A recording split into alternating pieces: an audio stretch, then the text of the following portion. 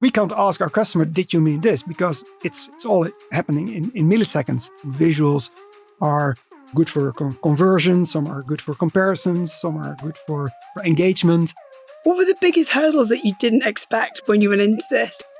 I think a lot of companies are now already facing that it is much harder to attract customers to their website due to AI already answering. So welcome to this week's episode of the Drivetime Podcast. I'm joined in the studio by Martijn Versteegen, who is the CEO and founder of Imagin.Studio. If you don't know what they do, then you're in for an absolute treat. Every visual that you see for every car can be created in real time by these guys. It's incredible. So stay tuned. You'll learn all about why we buy with our eyes and why imaging is really important, and also how you can improve your conversion rates if you use the right images in the right way.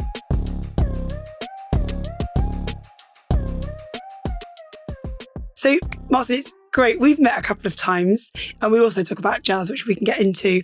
But I thought it'd be really great just for listeners for you to introduce yourself and the work that you do at Imagin for anybody who doesn't know what you do. Yeah, well, Imagin.Studio, you could consider that as the world's largest digital car factory. Basically, what we do is that we can translate car data into a visual of any car instantly and free of copyrights. We're using high tech to make sure that we can create visuals, 3D models of cars, and then in any color, any angle, without having the physical car available. Right. So it's basically a tech solution specifically created for the automotive industry. What was your background before you got into the automotive space? Had you just worked in e-commerce, or how did you kind of get into this? Going back in time, ever since I was a little kid, I was already crazy about cars. Always playing with cars and thinking, okay, what am I going to do with that love for automobiles? Yeah. And I decided to study automotive engineering. So I'm an automotive engineer, but I ended up more in the motor finance sector. Right. And working for a long time at a car leasing company. And back in the days, sales was done with account managers with a tie and a car and a phone hunting for customers. But in 2 decades, I was working in the industry. A lot of things were changing. Yeah. And of course, internet became more and more important, developing web shops. Yes. And so we also developed a web shop at the company I was working for. I've been for almost 2 decades with LeasePlan. Was vice president marketing of LeasePlan in the Netherlands. And also responsible for the traffic at those websites. And there was a lot of traffic, but also a lot of people were leaving the websites. Digital leakage. So when we tried to find out why was everyone leaving the website without a transaction, it was actually quite easy. If you're shopping online, you have a lot of questions that you want to have answered. Like, what's the product? What's the price? What do other people think about the product? The reviews, some persuasive content, like what does it do for me? How does it help me? Yeah. And also, how does it look like? And a good website, if you can answer those 5 questions, well, you have a deal. So you're Amazon or whatever website, but also if you're selling a car. Yeah. We were at a leasing company, and a leasing product, you can't see or touch the leasing project, but you can see the car. So we had a good price, good product, good reviews, but it was difficult to show every car, every product that we were selling. So we thought, okay, we know the issue. If we can't show the product, people run away. So we have to make sure that we are able to show any car that they're searching for. What were the resources that were available at the time from manufacturers? Were there stock images? How did you kind of build a site? Well, up to that moment, we had a car data provider for getting all the data to make the calculations for the pricing. And with the data also came an image of a car. Yes. So we're already not happy the that car, but not the car, a but car. a car. And we're already happy with that we were able to show close enough a whatever. Volkswagen Golf and maybe a gray one, although you were looking for a red GTI. But yeah, okay, we didn't have it. So we were aware that we could not provide the visual confirmation that everyone was searching for. And if you can't provide that visual confirmation, well, I don't know if you've ever bought a product, high price product without seeing it. So you go to other websites, OEM websites, checking how the car looks like. There's also a commercial offering, and you might never come back. So we thought, okay, we know the issue. If we can't show it, we will not be successful online. So we have to make sure that we find a solution for this. So we just started searching all over the place for a solution, something that could visualize any car that we were offering. And any car means any brand, any model, any color, everything. Yeah. And so our team came back and said, well, we've looked all over the place. We can't find it. It's not there. I got very frustrated about that. So we know what the problem was and there was no solution. And then I also thought, well, would we be the only company that has this challenge? Probably not. Long story short, I ended up quitting my job. Decided to scratch my own itch, and we founded together with a partner, Imagin.Studio. Yeah, and that's about 8 years ago. Fast forward to today. Yeah, now we are providing our services globally. In more than 100 countries, our product is used. We have over a billion requests every month. A billion. For image downloads, or for just their kind of search queries, and they kind of provide. Every time someone is searching for vehicles on websites from our customers, we are actually receiving those requests. We are generating the images on the fly and showing it to the clients in real time. So the images that you're creating are not just stock images. They are created based on, I'm looking for you said like Golf GTI red one with these wheels. And it's literally creating it like a...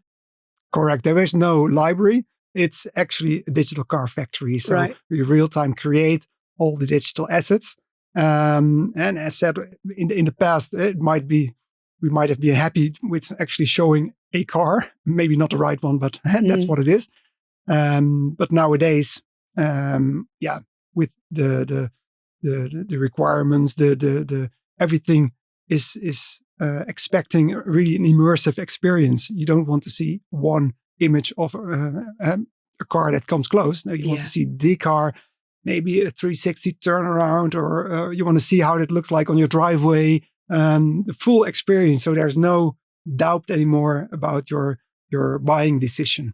So how did you go about sort of setting up the business and finding your partners and also the tech behind it? I'd love to kind of delve into that, because when you're saying you're like creating live images, I think it's really exciting to know kind of how the tech, because obviously we now know we can ask AIs to create tech and it can be sometimes a bit random, but it'd be good to understand how you kind of have that consistency and the quality of the images. But just going back to finding your partner and your business partners and how you kind of set it up. So in the beginning it was just an idea and no money and only a PowerPoint slide.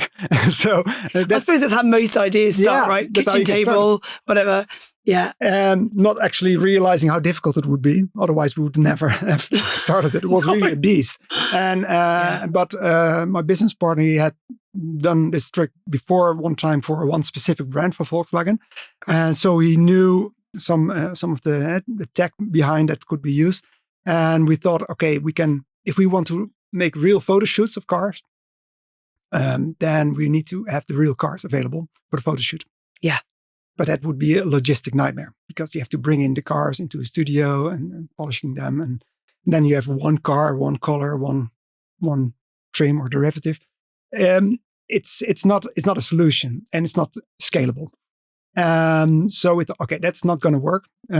So we have to do it in a different way. So we decided to create 3D models, and then also applying the right materials, if it's glass or specific lacquer or chrome, or it all works different with the light. Then create a 3D virtual studio, virtual lights, virtual cameras, and then start rendering. And back in the days, it could take a day for one rendering. The computer is calculating how the light is reflecting on the car. And then we had an image. And then if it was wrong, we could do it all over again. Yeah. So that's how we got started. With just a small selection of car models, but it was 100% consistent. And then the next step came, how we're going to scale this. Because if you can create one car, that's nice. But our customers are not happy with one. They're browsing a number of different all things. Of them, the brands and all the models. So that's thousands of them. And that's where it really becomes quite hard. For our customers, in order to make sure that they can use it in an automated way, everything has to be mapped to data, to car data, because the industry is investing a lot of money in car data, in all the specs, in the websites. And so we have to make sure that everything maps to the data the industry is using. And in the beginning, we thought like, okay, if our customers are requesting with wrong data, well, we can't help it. It's your fault. Huh? But then we thought, it's not a good approach. Maybe it's not solving the problem. No, not solving the problem. So maybe we should do it more like Google. Eh? So if you're making a misspelling, then Google says, we'll correct you. Did you mean this? Exactly. But we can't ask our customer, did you mean this? Because it's all happening in milliseconds. So while they're making mistakes in data, and it's happening all the time, then we have to resolve it to the right configuration in real time. So there's a massive piece of data handling. After the image is created, there's data handling to make sure that the right image is provided to the websites of our customers. And I think that's almost 1/3 of our business is all data handling, data cleaning. And there's a lot in real time, as someone's searching for something, you're correcting it as they go. Yeah. That's all happening in real time. There's a lot of AI involved in that part. But not in the image creation. We don't use AI to create images because, of course, you can ask nowadays ChatGPT or Gemini to create an image of a car. Yeah. And you will get a result. And at first glance, it's like, that's nice. It's a car. Yeah. It's look a little bit better. It might not be completely correct. But if you ask, is this copyright free, or can you guarantee me that no copyrights have been infringed while creating this AI image? The answer is always no. And we know for sure that copyrights are infringed. What were the biggest hurdles that you didn't expect when you went into this? Well, I don't know how much time we have. About 45 minutes. Well, no, but so many hurdles. Making it really scalable is from an MVP to a scalable product is really a huge step. So at one day we also decided to start all over from scratch to replace the engine of the ship while we were at the ocean because it was not scalable anymore. Every new client would double the amount of content, and that's not sustainable. Today we are in the top 10 of Amazon, AWS enterprise customers in terms of volume. What data that you're hosting with them? Yeah, and the number of requests that we're resolving. So that's just telling something about the scale. And in the beginning, it was definitely not a scalable solution. So we hired our CTO, and then we started building a tech team from scratch. Yeah. We always had all the IP, and we still have, but also all the copyrights on all the works that we create. Yeah. It's crucial for our customers to make sure that it's a copyright free, it's a license free product. Yeah. And you can only do that if you create everything yourself.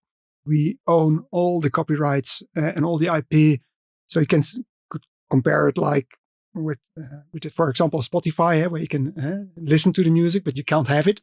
Yes, yeah. And, we are like a Spotify for the automotive industry, but then for all the visual assets, the image, but you don't. You can watch it, you can look at it, but you will never have it.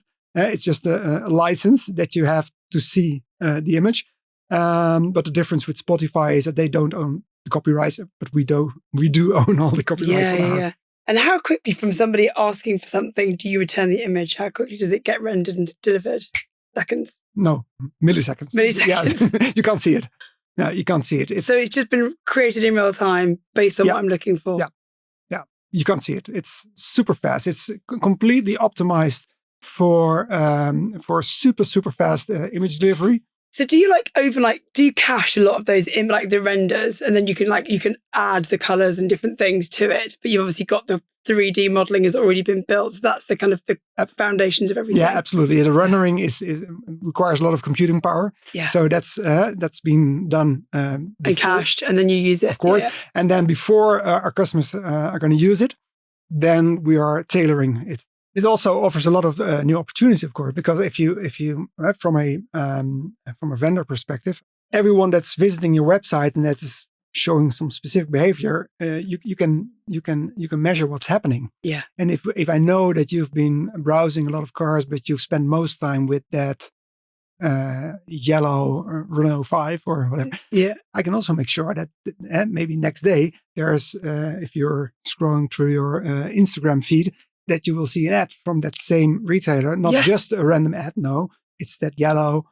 The algorithm says you were looking at that. Yeah, and that's how. Yeah. So you can do a lot more with it than only showing the right visual. Maybe I can show it in a specific lifestyle surrounding, or put it in front of your driveway.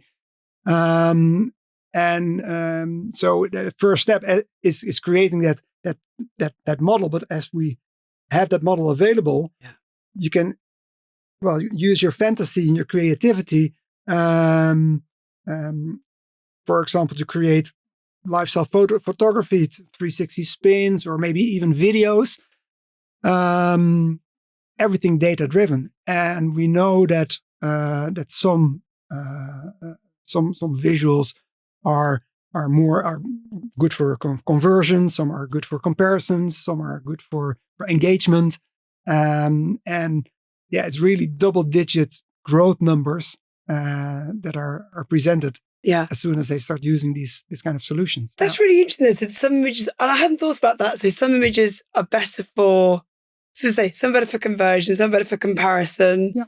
So that's really interesting. Is it that you can serve based on what someone's browsing? Because I do think, again, there is a lack of the ability to compare things with each other. So you can look at, and also with an image, unless you're standing next to the car, sometimes it's hard to get a scale. So I look at stuff and I'm like, how big is that? I want to see if it's a bag, for example. Yeah. How big is that thing next to me, or next to a water bottle, or so you can just get an idea of scale. Yeah. And I used to, when the kids were small, I would go and turn up with my whole life.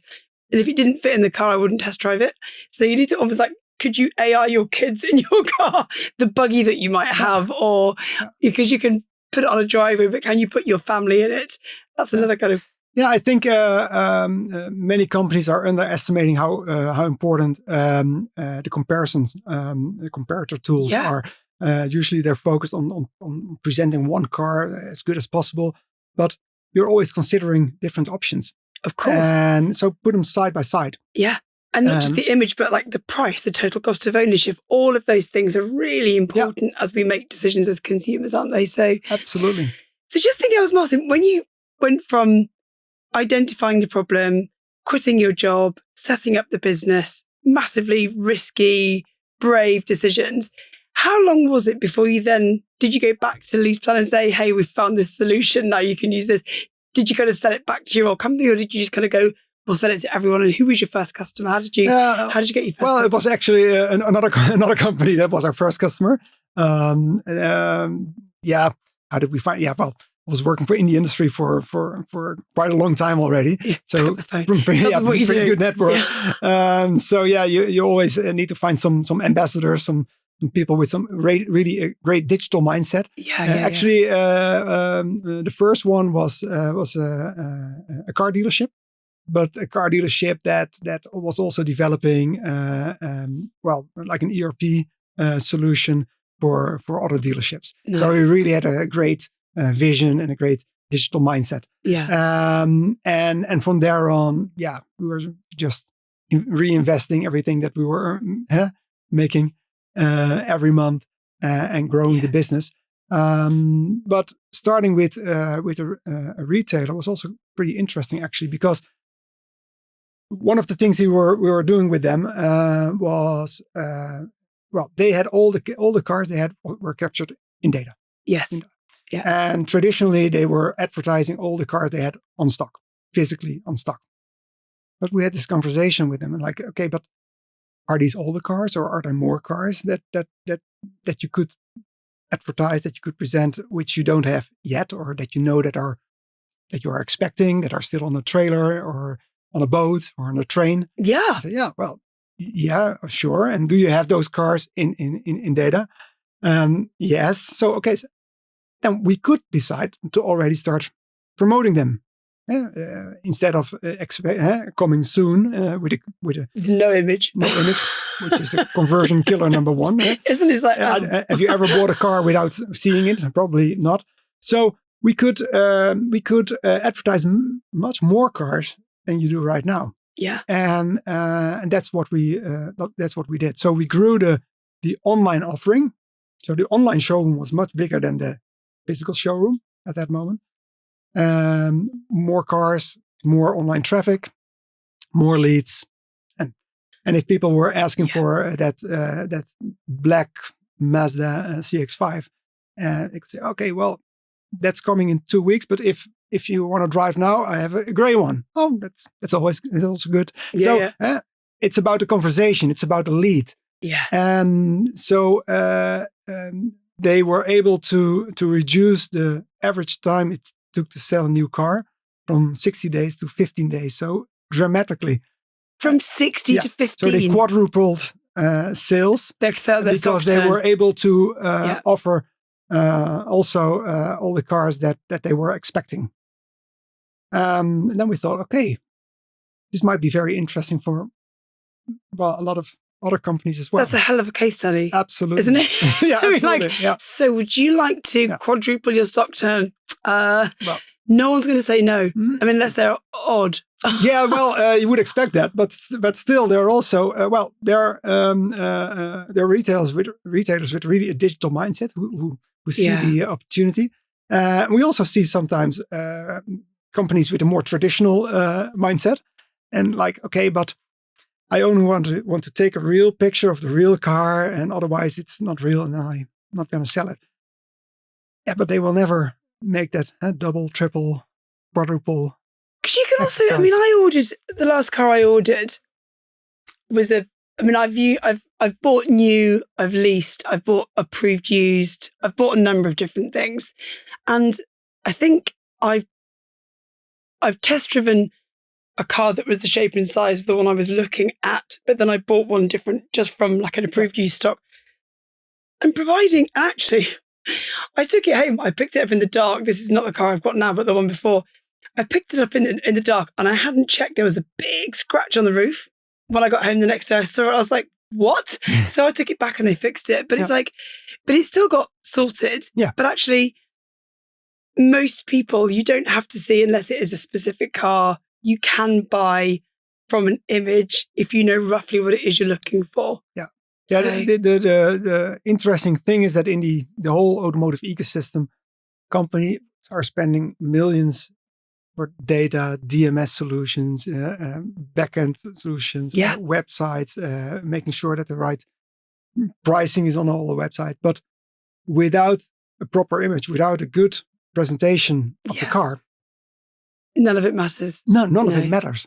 Because you're just holding stock in a book, but you're not showing it to anybody. So it's actually, really images first. And of course, if you are able to take a real photograph of a car and put it on your website, please do. But there are so many more opportunities, especially if you're considering companies that are selling 2,000 cars, maybe 20,000 cars a year. You have to think in how can I scale the business? How can I make use of all the data that we have? And not just in promoting them on your website, but the full customer journey, the nurturing, but also after the car has been sold, while the car is running. What kind of campaigns can you do? Email campaigns, for example, for changing winter tires, for upselling services or product. If you can run these campaigns in a more visual way, we've seen a lot of case studies already, which we've done with our customers, that they are hyper personalizing this messaging, not just a textual email like, "Oh dear Jacqui, please." It's almost Easter, so we have a lot of nice cars in stock, but really make it personal with your car, with maybe your new car that they think you are into, with your own license plate on the car. And we just see that people are clicking those links, and they're... You can also, I suppose, if you know that my car is coming up, we do a lot of work in retention. So we try to help retailers. So we mix together what the lenders are offering, like the kind of captive lenders, with the OEMs, with the retailers. And like, what's the magic point at when you kind of retarget somebody for the next thing? And you could then do that, like you say, with the image of my vehicle, with my own registration. You know my mileage because you've probably got it through my telematic They know everything. They have all the data. They know the mileage, and they your color, your make, model, license, registration, everything. The other thing I think would be really interesting, and I'd love to get your take on this, is how could we use the defleeting thing? I'll tell you a story. My car I did a piece of work when I worked for Auto Trader around what does a used car go through in terms of end of life defleet. So we spoke to we did the discovery, we spoke to retailers, we spoke to leasing companies, we said, look, and OEMs, what does that used car process look like? And it gets imaged by so many different people, not once for marketing. So somebody will pick up the car, take a picture of it, stretches, make sure it's not damaged, put it on a low loader, drive it away. It gets taken off. Somebody else takes another picture of it. It gets stored. Then it gets taken a picture of again before it goes into smart repair. And you think, hang on a minute. When you said that you were speeding up the stock turn, you could market that vehicle with a fully refurbed image because you know it's going to come through refurb and what it's going to look like, and have it sold before it's even been defleeted. Absolutely true. Yeah, I think the time it takes from the head when the car is handed in until the car is sold and everything that happens in between. Yeah, that's super expensive time. Super expensive. If you can especially when a lot of cars are involved for the motor finance industry, for example. Yeah, of course. If you can reduce that time with just 1 day, 2 days, maybe even weeks, they will make millions and millions. And for this industry, they know exactly what will be returned, when, so they can already start promoting, like, there's a black Volkswagen Passat. This is the mileage. These are the specs. This is everything we know about the car. This is already an artist's impression, how it looks like. I'd be honest about that. But they can already start promoting it and nurturing it. Maybe 2 or 3 weeks before it's actually available. And if someone is searching or looking or waiting for a black Volkswagen Passat with that mileage and that pricing, etc., then he's just waiting until the car is really available. Then you might consider replacing the renders with the actual photograph of the car.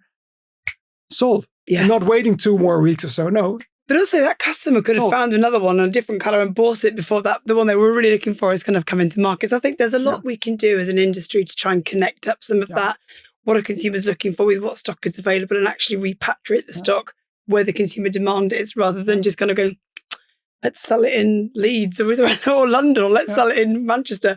So because you can actually target the customers where they are, which is super cool. So in terms of the other partnerships, because obviously your business is built on lots of collaboration, you're bringing in data from different sources.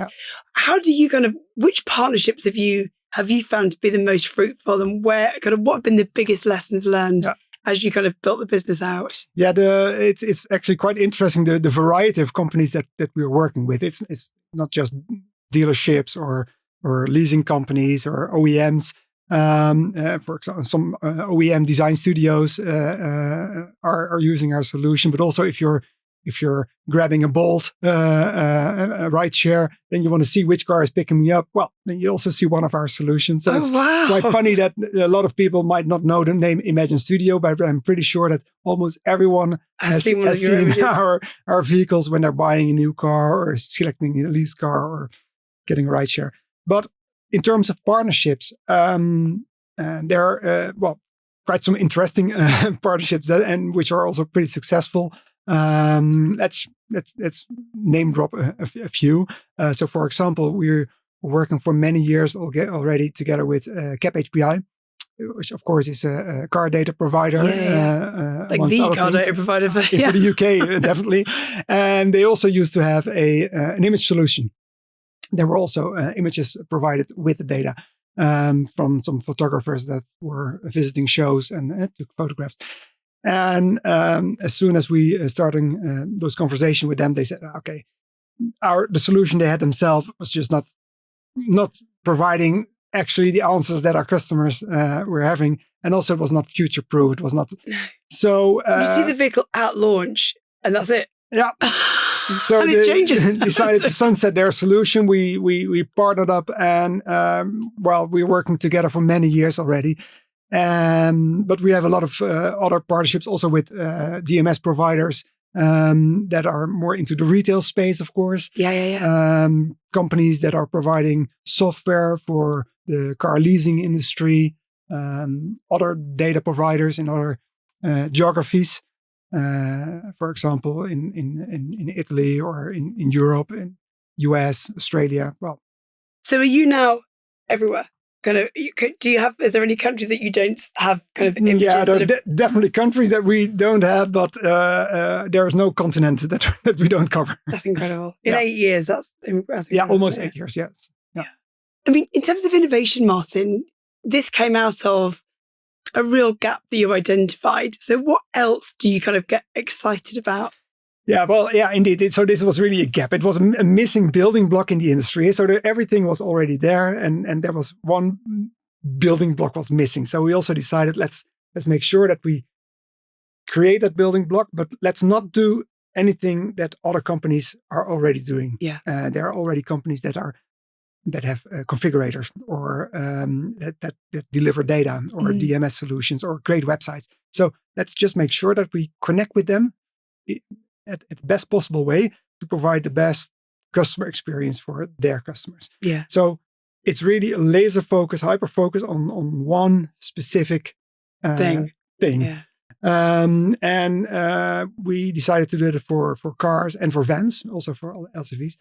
But you can imagine that as soon as we are able to create the best possible image, you can also make it more realistic, putting it in a specific surrounding, driving through a desert for the customers in the Middle East, or bringing it to a village square for people in another country. Then people really feel like, okay, this could be me, this could be my car, because it feels much more natural.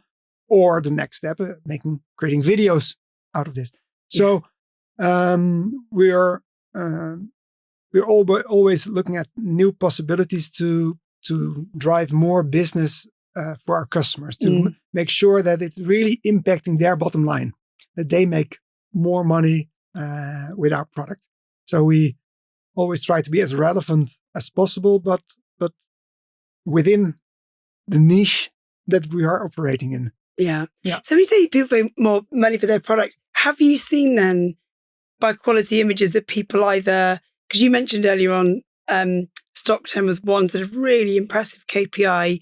What else do you track, or what else do you use to kind of track? We know it's working because. Yeah.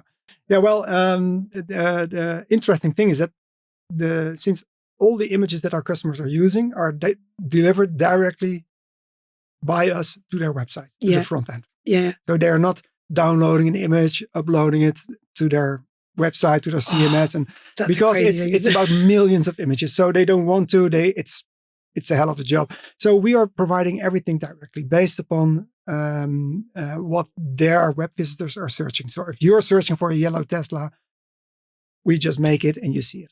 So does that mean you haven't got to then, if you're building the site, and forgive me because this, I'm hoping to kind of ask the questions that anybody listening would be thinking, does it work like that? So I think when you build a website, you then have to, you build your page and you add the image because you're delivering them in real time. Does that mean that if it's your website, you haven't got to then pay lots more money to host that website because the images aren't high images resolution. aren't hosted by our customers, are hosted by us. Yeah. Right. Indeed. But it also means that we know what their customers are searching for. Otherwise, we cannot provide a service. We need to know what car you want to see, and then we can create it. But it also means that we are providing millions and millions and millions of images every day to thousands of websites. So we can also compare this with, for example, we can tell the industry what people are searching for at their website, but also how that compares to something else, and do you kind of track dwell time as well? So they were spinning on this vehicle, they looked at it in this way. You can sort of see, because I think that stuff about consumer behavior is a really underutilized piece of data. I don't think we do enough with it. It's two things. It's consumer behavior. It's also do companies know which cars they really have to spotlight, for example? These are my 10 most popular cars this month. That's nice. But in a benchmark, we see maybe 3 or 4 different cars. So you're missing out these opportunities. They don't know because they don't have the data. And we have really big data, so we can make these comparisons. We know which colors are most requested, which angles work better than other angles. Traditional mistakes that companies are making, like there's a website, and here there's some specifications and a call to action button, and the car is pointing in the other direction. If you make it turn around and make the car look to the call to action button, the eye will go there, and they will press. It's neuromarketing, so you have to make sure that the car is positioned in such a way that they will click the button. Like if there's a human, you also make sure that the eyes are always pointing in the direction of the button. Simple stuff. But so you do like eye tracking. Did you study that by looking at consumers? Or it's not a heat map, but more eyeball tracking. Eyeball tracking, yeah. And then there's been done a lot of research for different products, but also in the automotive industry. And it seems like you could consider the car like a face with the headlights and the grille and make sure it's always pointing in the direction that where you want your eyes to go. Yeah, and if there's a call to action, make sure that the car is also, and that's only possible if any image is available for any angle, until you can be very flexible with your design. And this is, I think, pretty underestimated. But also things like, how can you make sure that the website is super fast? So a lot of companies are still using photographs and JPEGs, which is not the fastest image format. So they can use rendering like this kind of image download. Okay, that's some years ago. But also when it looks fast, maybe it's still from a technical perspective not faster, not fast enough, or not faster than your competitor. If it's slower, well, then it's also not good for search results, for SEO. Yeah. I was going to ask about that actually, because SEO is something I think we always used to talk about, the dark art of SEO, and learning how to, like, even if you tag your image, then it will appear more in search if someone said, because my youngest son just built a website for a friend. It's his first time ever done it, but he was learning all about, I've got to go and tag every image. So if it was for a landscaping business. So if you were searching for greener lawn, or you would kind of all the little search terms that you put in, how has that kind of evolved, and how do you help in terms of using the image as a way to kind of optimize that? Well, it's actually quite a good question. Since it's not stock imagery that we have, we create everything uniquely for every website. It also means that the image is both visually and also technically unique. So in the image headers, in the description of the image, there's also the name of our customer, and Google recognizes that there's a name of your company in the image, so you don't have to do it manually. That's already done by us. Right. It also comes with some unique fingerprints, unique marks. So it's really different from anything else that's on the web.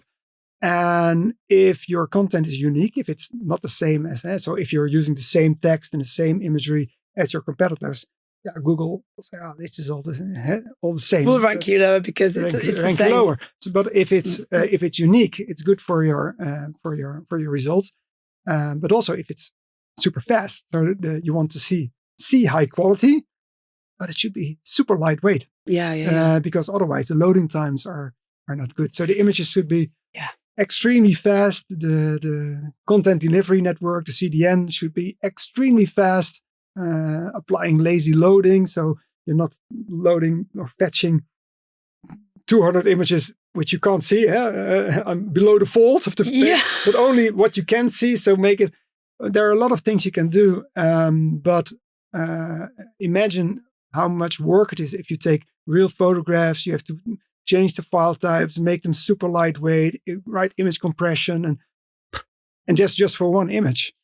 Martin, an AI question. Yep. Are the images that you're producing technically AI generated, or they're not? They're kind of real images, real renders. Yeah. So there's a difference, because I think it's always important to kind of go, help me understand this. I don't know what the difference is between what you're doing and what a ChatGPT image, apart from the fact it's completely made up and it could be wrong. So I think it's always interesting to differentiate the work that you do with how could readers know, or does it rank differently when the pages are served? Does that make sense? Yeah. So, it's of course, AI is a massive topic these days. Yeah. And what's super important with I think an image product like ours is that our customers can rely on that it's a legal compliant product. Right. Okay. So it's a legal compliant product, as in the data's come from the OEM, it's come from the source. We know it's specifically the specifications. The copyright should be covered. Right. So, for example, all the so the legal compliance is the copyright element. Okay, copyright element. Yeah. You don't want to use. You can't use a solution where it's not clear if copyrights have been infringed, yes or no. So if because you're putting yourself at risk if I'm stealing the images and then selling it to you, yes, it will be a mess. Yeah. The thing with for example, all the big AI companies, you can ask to generate an image.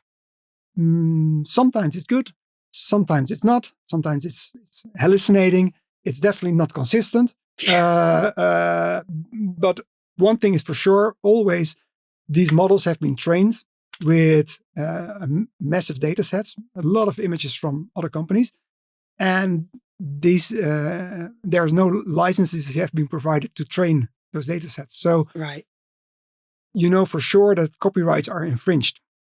And that's a risk. Okay if you're making something for your schoolwork and you want to generate an image for Christmas or so for at home, that's nice. Yeah. But for commercial purposes, nope. It's a no-go. That's you can just ask ChatGPT after it generated an image, like, can you guarantee me that the copyrights are completely covered, that there's no infringement? It will say, nope. Sorry, I can't guarantee that. Yeah. Actually, you know that copyrights are infringed. And this is a big topic. So what we do is we make sure that we create the 3D models. And so we always own all the rights, and then people are licensing it from you, from us, permission. So we can also clear them for the copyrights because we own those rights. We have never ever run into any issues also with copyrights. Because we own them. And that's super important. And of course, every now and then we see companies trying to create something themselves with AI. And they always run into issues sooner or later. It's interesting. So thinking about like what's next, what's the kind of the big ambition going forward, Martin? Have you kind of got any cool plans you can share with us? No.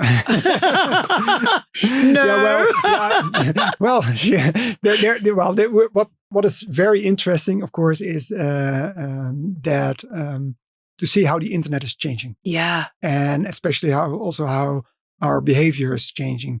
And the long tail from Google has disappeared. There's no long tail anymore. No. If you're searching something or you have a question and you ask Google about, should I buy this car or that car? First, you get an AI snippet that tells you, hey, Jacqui, these are the benefits from this car. And maybe that's already giving you the answer. Yeah. And you're not scrolling down to an advertisement, a sponsored website. So we see that the internet is changing super fast.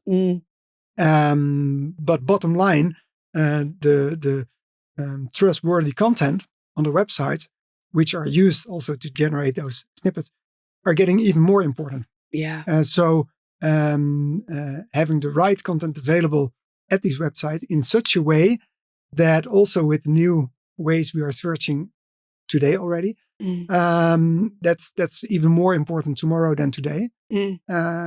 Strongly believe that AI agents will be more and more important.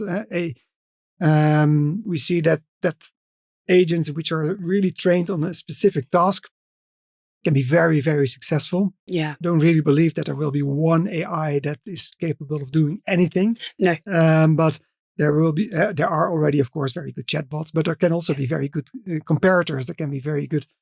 For all specific matters, there will be agents, and these agents can at some time also be connected with each other. Yes. And that will really change, I think, the way we are